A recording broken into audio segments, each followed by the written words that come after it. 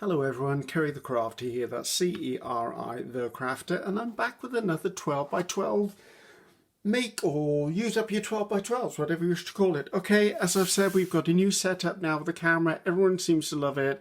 The only downside is I can't really see what I'm doing. I have to assume I'm within the parameters, so please forgive me if I miss something. So first of all, let's talk about selecting papers or cards or whatever you're using. So I've gone into the Stamperia Dream Scrapbooking Pack for this one, and I'm trying to pull out pages that maybe you wouldn't think of for this particular use. So I found this page in there.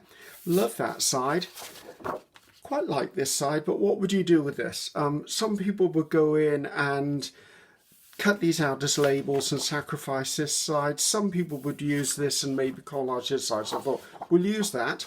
Also, bear in mind there are things like this within these packs. As you can see, I've already cut one out from there, because I'm going to show you how I would utilize some of these without just thinking, oh, I'll just keep that and collage over that, because I know not everyone likes these sides and not everyone can cut a perfect circle. If you can't cut a perfect circle and you have a die cutting setup, I sometimes use my Big Shot and I'll find a circular die which will fit within that. Very rarely do I find one that's the perfect size, but as long as it's centralized, I don't mind using that. So these are from the Dream Stamperia pack. Let's put that to one side.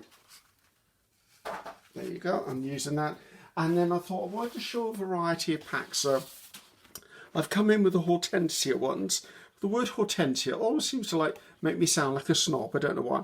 This is another Stamperia pad I like. Now this, for me, if I was journaling, I would go, well, what can I use this for? The design is quite big. Granted, I could use it as a cover, and that would be quite nice. But really, I'd probably avoid this because this looks a bit large. But what I'm going to do with this works perfectly. The other side is interesting, and I'd probably use this side before that side if I was using it for scrapbooking or junk journaling. I do apologise for the light in the corner. It's a sunny day. I'm celebrating that. I'm loving the fact that it's sunny. So I'm going to use this out of this pack as well.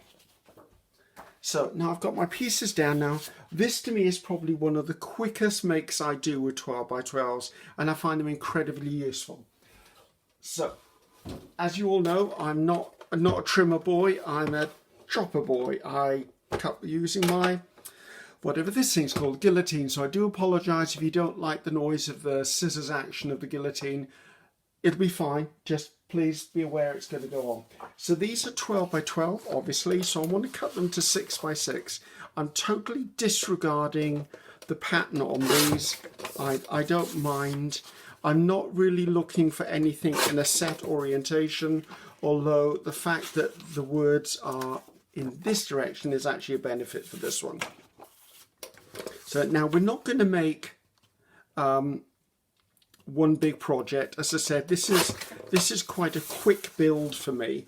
So we're going to make 8, and I chose to make 8 just because I wanted to show you a variety of papers. Sorry, did I just hit you? I think I hit you with the paper. I apologise if I made you flinch or knock the camera. So cutting these bigger designs or utilising these bigger designs sometimes is really tricky. But see, now I quite like those as they are. So now I've cut them down, I'm quite happy with them. So I hope you're all doing well. You seem to be enjoying this series of what to do with my 12 by 12s, which obviously makes me happy because I'm doing it. Also, I like the fact that people find things useful, which I do. So I want to make sure they're all in the correct orientation. Look on the back, because if you've got something like, yeah, that is right. If you've got something like a floral, you may not know which way up it goes. If it's got back like that, you're fine. However, if you've got one that's got text on it like that does, if I was going to be using that side of it, I'd need to have that the right way up. So just things to think about. Next thing I'm going to do is I'm going to come in with my circle punch. Now, depends on which one you've got, which sides you use. I want to put a thumb notch on this side. Obviously, you can do this in reverse and put the thumb notch on the other side. I'm going to use my little one for this, I think. Excuse the clicking noise. There won't be many of them. I'm doing them 2 at a time, so you're only going to have to suffer it 4 times. Yeah, I do apologise. Just happens to be the way it is. I've never yet found a hole punch that actually doesn't make a noise. Right, so your choice whether you do that, or you could do none whatsoever. That's absolutely up to you. Let's clear this off my desk. Okay, so now we've got these all thumb punched. Turn it over, and then I'm going to come in with a corner rounder, and I'm going to round the opposite corners. Now my corner rounder sometimes doesn't like me, so bear with me if we have a little mishap on here. I'm hoping not, because I'm hoping not. It'll just waste time. So I apologise for the sunshine, but I'm not really apologising for the sunshine. It's nice to see a bright sunny day here in Wales, and it's absolutely beautiful out there, and I'm really enjoying it. So it's nice to be able to have the windows open. I've got washing on the line, yes, good old domestic Ceri's got washing on the line again, but I like my washing to be dried naturally instead of the tumble dry whenever that's possible. So let's just swipe that down. Now, I've got all of the thumb notches on the right and all of the rounded corners on the left. If, however, I wanted to do this in reverse, I could do it the other way around as well. Okay, it doesn't matter. It's up to you for the end result. So now I need to bring in a scoreboard, just a regular everyday scoreboard. I'm going to be scoring a line. Now at this point, you need to make sure you understand which is the bit you want facing out. Do you want this as the outside or this as the outside? I want this as the outside, and I want to score a 2-inch line. So I'm just going to turn this around because it's easier on my scoreboard to turn it around, and I'm going to score one line down there. As you've heard me say, valleys, which are the grooves, make mountains. Okay, so once I've done that, line that up nicely, run my bone folder along it. Now I'm just going to mass make these because I do generally need to put some into my stock. I'm running really, really low. In fact, I think I'm down to the last 2 of these. So there you go. So as I'm doing these, what would I use these for? Okay, most of the time I use these to tuck into a journal belly band because they're a 6-inch tall journal card with a pocket when you're finished. Although you can use them in any which way you wish. They could be clipped into a journal, they could be slid into a pocket, they could be put into a tuck spot. It's however you wish to do them, your choice entirely. I just thought I'd share this with you because they are generally such a quick make and a simple way to use up your spare 12x12s. So production line team again.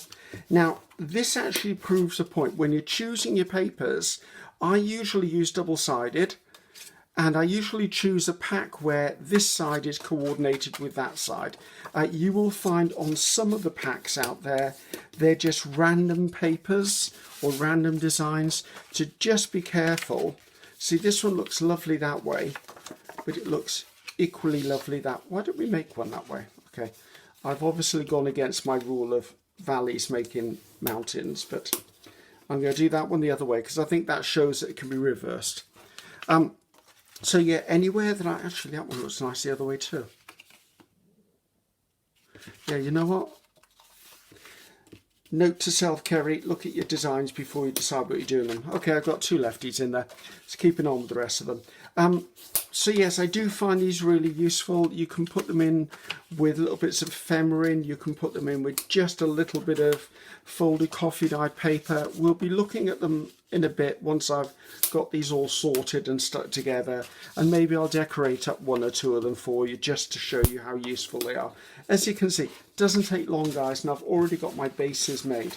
Now at this point it is completely up to you, and I'm not going to do all of these, I promise you, whether you coffee dye them, what am I talking about, whether you distress ink. If you're going to distress at all, I like to distress this edge because it helps define it.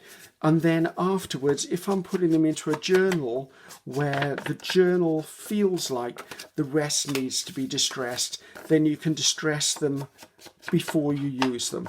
But by doing this now, it's already done. I'm just going to do these 4 because I quite like the idea of the distressing on some of these. I'm not going to do all of them though because that can be a little boring. So, right, coming back in, where are they all gone? There we go. as I said, this is purely a mass make, and I turned the camera on because I think these are really useful, and I like the fact that I can share with you. Right, I'm using art glitter glue for this. You can use whichever glue you like for paper or cardstock. And all I'm doing is I'm just putting a line right along the edge of here.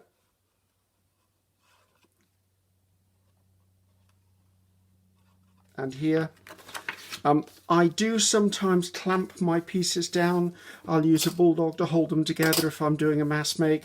But I think on one of the last videos I did, the clicking of the clamps on the work surface was driving me nuts. I think it was when, maybe it was when I was doing my last journal make, and it was driving me nuts, so I apologise. But it was a glass mat at that point, so I can understand if that was a problem for some people. I apologise for that one. But once the journal was made and I was editing, it was too late to go back and try and eliminate that. So, but note to self, don't do it in the future, Griffiths. So hopefully everyone's doing okay out there. It's well into spring now, is it? Or is it summer? I don't know. I'm recording slightly ahead, so I'm not sure which month this is going to be launched in.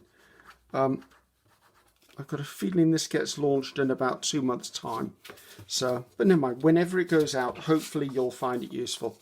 Now, if any of this comes up after it's been stuck, I can always just stick it down again. It's just me working at speed at this moment. So, just trying to make sure everything is nicely pressed down.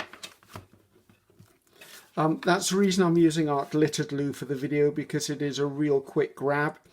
You could do this with regular white glue. You could even do this with a strip of double-sided tape if you didn't have glue. I'm a little wary sometimes with double-sided tape on ephemera because it does tend to peel up after long-term use. But again, if you're someone who sews, you could come in and sew all the way around this as well. But I'm trying to avoid the sewing machine unless I have any other option, no other option, purely because I want to make sure it's accessible to everyone. So now we've made, they're 6 inches tall, 4 inches wide. And what I've now got is I've got a really nice array of journal cards that will, I've got them upside down. That one's upside down. I can only tell it's upside down by the writing inside there. So, did I do all of them? I only did 2 lefties, didn't I? Right. Okay, so how would I use these? Once again, I can tuck them into a belly band. I can clip them onto a page. I could actually just slot them into another pocket or another journal, put them into a tuck spot. Really, really useful. And what would I put within them? Well, there are things, I've got one too here. I mean, this is a Tim Holtz one I've done. I can just slide, that's a library index card, goes in there quite nicely. Here's another one. This has got a bit of a thicker journaling card that goes into it. And this is what I said, if I cut these out, cut that one out of there, these are the perfect thing to just slot within one of these pockets on here. Fabulous piece of kit, loving that. Just put that by. Another thing I really like to do, let's see, let's choose one of these. Let's do that one. Is I like to utilize the back. Now, as you can see, it doesn't matter that the words are sort of crossing over or cut off. There's always some nice words, sentiments on here. So if I bring in some papers, that's an old bit of book page. That's probably a bit small. Let's just do this one instead. So where's my tear ruler gone? So first things first, I'm just going to tear off the top edge of this because I don't want it to be so straight. Sorry if you don't like the sound of tearing paper. I actually like the sound of tearing paper. So I'm going to lay this across the back, or lie this across the back. Come to about the length of it. I like to leave a little bit of a border of the design around, just because it carries the design to the front. I'm not going to worry about this side because it's already got a bit of a torn edge. I'm going to take an edge off there, however. So obviously save all my scraps of collage or stamping on. This bit, however, I think I can let it go. Good old Disney said, let it go, let it go. That's probably the only piece I'm going to let go. So bring in a glue book. And I'm using just glue stick for this because it doesn't bother me. I could actually go around that with distress ink, but I'm not going to because the page already looks nice and yummy already. So Could put a glue stick on the back of there, just to make sure that it's going to stick well. Just take that out of the way. Come in, line that up the best I can to the best of my abilities without being a perfectionist about it. And smooth it down. The smoother will just spread the ink out underneath and make sure everything's in nicely in contact. So that then gives the person who gets this an extra bit of journaling space, as well as the journaling space on the bit that goes in there. So let's bring in a couple of other things I pulled out just to explain. So let's see, on this one, let's tuck a journaling card in. We could, as I said, take another one of those round elements, and actually that's quite nice in there actually. You could stuff it with a couple of tags. You could fold a piece of paper in there. Now, nice things to do with these. I found the Tim Holtz people, some of them are the perfect size for this. So I wouldn't normally stick a Tim Holtz person on there just floating in midair. So I would like to ground that person slightly. So I've pulled in some book page, just a bit of book page. I think I just need enough to, I don't want to say give her a reason to be there, because it's not a reason to be there, but it does give a little bit of interest. I could ink the back of this if I chose. Not going to. I'm just going to leave it plain because it could go into a journal that maybe isn't inked. And where's my card? Smooth that one down. Let's put that to one side. I'm just going to go around here to catch some of the edges with Vintage Photo, just to give this getting away from the white edge. Have a quick look on the back. I can see there's no areas that have got extra punch out pieces, extra cutouts that haven't come through. I'm going to use art glitter glue on this.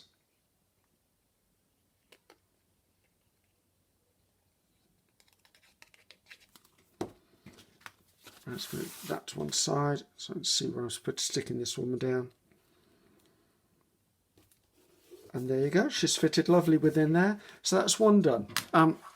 Let's have another look at a couple of other things I've got on the go here.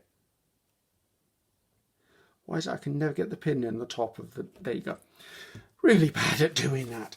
So, okay, let's look at this one. I love that's got a dragonfly on it. Love dragonflies. So I could do other things. So, let's do that on another one. This is just a fussy cut flower. I could easily... I quite like the way that colour goes in there. Where did I put that book page? I do think that's going to need something behind it, or it's going to get lost. So let's just bring in just a square maybe, or a rectangle. Doesn't have to be a set shape, just needs to be something that's pleasing to the eye. Now on this one I think I will distress ink the edges just to frame it out slightly more. However, I'm not going to distress around the fussy cutting because I quite like the white edge that's got. It gives it a certain brightness, and I do sometimes find if I use a distress ink on an image that's pale or quite bright, I tend to lose part of the image because it gets knocked back. Let's come in with a bit of book page here. Now basically once you've got the bases made, and what I would suggest is actually make the bases, stick that down. By bases I mean go this far, then put these in your stash, and then when it comes time to do your journal or use them, then go ahead and actually, I think that's going to look lovely on there, actually go ahead and decide how it's going to be decorated. Let's go into the box. So I'm only going to use glue stick on this one. I don't need to be doing anything too fussy on this one. It's only paper to paper, so I don't see there's going to be a problem. And just centre that. Now I could put a butterfly on it, but there's already a dragonfly on it, so I'm going to avoid the butterfly. So that's another one done. Another thing, where's that one I had I liked? Okay, this one. I found this, which is, I believe this is hops. Hops for making beer, that sort of thing. And to me that felt quite a masculine type, I will say flower, but it is a flower I suppose. And I thought that would look really nice there, and the colours worked for me. So let's see if I can get the back off this. Come on, I nearly did it. There you go. Right, you know I don't trust anything sticker-wise. So just a little bit of glue stick on the back will make all of the difference to that. Just pop that down. Now, I like that because the sticker itself almost disappears into the background. And I know that seems quite a minimal one, but you know, then if I was having it this minimal, I would probably put something in here that's not as minimum. But I quite like that. That's quite masculine, should we say, without being too sexist about things. Right, which way up is it? It's this way. Let's have a look at one of these. Okay, let's have a look at two of these. Okay, this one I know is a lefty. The pocket's on the right, which to me is a lefty. Now, you can actually make faux postage stamps. This is another thing. And there is actually, that one looks really nice. There is actually a YouTube from me making faux postage stamps. So I would say pop on over and see that one. That will give you an idea of how I've done these. And these are just out of basically book pages and images from a book. You could use magazines, you could use stickers, any of those type of things. So let's just slide that on there. And again, it's finished. So there you go, guys. I'm not going to keep on decorating because I know you've got the idea now. So let's have a quick look at the bases we've got and a few that I've actually decorated. And decorated incredibly quickly, I may add. So let's not be judgmental on this one. Not that you are normally. So that's what I call a left-hand tuck because it goes in this way. And I've got nice matching papers on the other side, a nice right one. Again, I like the way there are sentiments there. It gives a nice, interesting background. Another pretty one. Could be into any journal. These are the few that I actually finished. That one's got quite a large journal card in. I like the fact they're 6 inches tall because it means it covers quite a bit of real estate. So if I was to, well, let that slide in. There you go. If I was to stick this to a page and it's a blank page, it's no longer a blank page. It can be clipped. It can be tucked in. It can be in a belly band, which is where I normally put them. Oh, painty fingers. Sorry, guys, I was doing a painty project this morning. That's another one, little postage stamp on it. This is just an index card. It could be folded, coffee dyed paper. It could be anything I wish. Just a bit of a sticker. Because it's Tim Holtz, it's got a bit of a masculine feel to it anyway. I added paper to the back to give it a journaling space. Again, just a fussy cut. That one's done and dusted. I don't need to back them. This cardstock is heavy enough when it goes into anything to be a success. So don't worry about that. So hopefully you enjoyed that. These are just a few of the things I've done. You've seen me do this. That took probably about 15 minutes and I've even decorated some of them for you. So hopefully you enjoyed that one. This is me signing off. I'm Ceri the Crafter. That's C-E-R-I the Crafter. Until next time. Bye-bye now.